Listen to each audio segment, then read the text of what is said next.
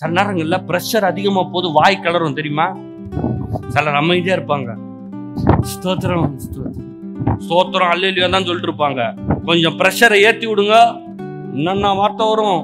Pressure அதிகமாச்சுன்னா நெருப்பு எல்லாம் அதிகமாகுதுன்னா வாழ்க்கையில என்ன வரும்? வாயில அது வரமாட்டேன், இது மாட்ட, நீ யார் நினைச்சுக்கிற, நான் யார் நினைச்சு.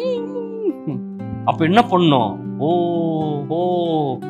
உள்ள எவ்வளோ வேலை இருக்குதா, அத சரி பண்ணணும்.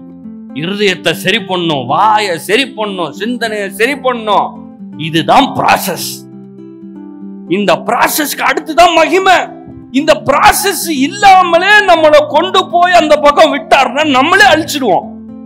அதாவது நீங்க ஒண்ணும் இல்ல, இந்த லாட்டரி வருது பாத்தீங்களா? இந்த உலகத்துல கோடிக்கணக்கான ரூபாய் லாட்டரி அடிச்சவங்க எல்லாமே ஒரு 2 வருஷம் இல்ல 3 வருஷத்துல எப்படி இல்லாதல இருந்தாங்களோ அங்க போயிருவாங்களாம். திடீர்னு இன்னைக்கு 10 கோடி ரூபாய் வருதுன்னா அவனுக்கு என்ன பண்றதே தெரியாது.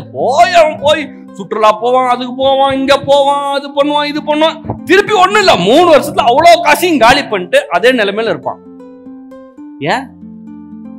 ஏன்னா செலவு பண்ண தெரியல, எங்க முதலீடு பண்ணும் தெரியாது, எங்க வேலைக்கு போ ஒன்னும் தெரியாது. இப்போ இந்த 40 வருஷம் இஸ்ரவேல் மக்கள் ஏன் அங்க போகணும்? அவன் என்ன பண்ணிருப்பான் தெரியுமா? போன உடனே பால் தேன் எல்லாத்தையும் அப்படி போட்டு கட்டி விட்டுருவான், அணை கட்டிடுவான், வெளியவே போகாது. ஏன்? மண்ணாவே பதுக்குனாங்க. அவன் ஆண்டவர் சொன்னா டெய்லி மண்ணா விழும், எடுத்து சாப்பிடுன்ற. இவன் சொல்றான் கரெக்ட் தான். ஆண்டவர் டென்ஷன் ஆகி நாளைக்கு காலைல பெய்யலன்னா அதனால கொஞ்சம் போட்டு வச்சுக்குவோம், நம்ம டப்பால போட்டு வச்சுக்குவோம். ஆண்டவர் சொல்றாரு எனக்கு கோபமா இருக்குது, நான் தான் சொல்றேன்ல நாளைக்கு காலையில மண்ணா பெய்யும், அப்புறம் எதுக்கு நீ அதை சேர்த்து வைக்கிற? ரொம்ப சிம்பிளுங்க. ஆண்டவர் சொன்னாரு இன்னைக்கு வேண்டறதை எடுத்து சாப்பிடு, நாளைக்கு வேண்டறதை நான் உனக்கு தருவேன். இது புரியுதா இல்லையா உங்களுக்கு? புரியுது.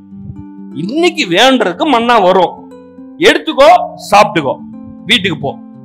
நாளைக்கு மண்ணா வேணும்னா நாளைக்கு பெய்யும். இவன் என்ன சொல்றான்? சார் கரெக்ட், நாளைக்கு பெய்யலடா. புரியுதுங்களா? இன்னைக்கு பெஞ்சிச்சுங்க, நாளைக்கு பெய்யலன்னா என்ன பண்றது? அப்ப ஆண்டவர் மேல நம்பிக்கை இல்லை.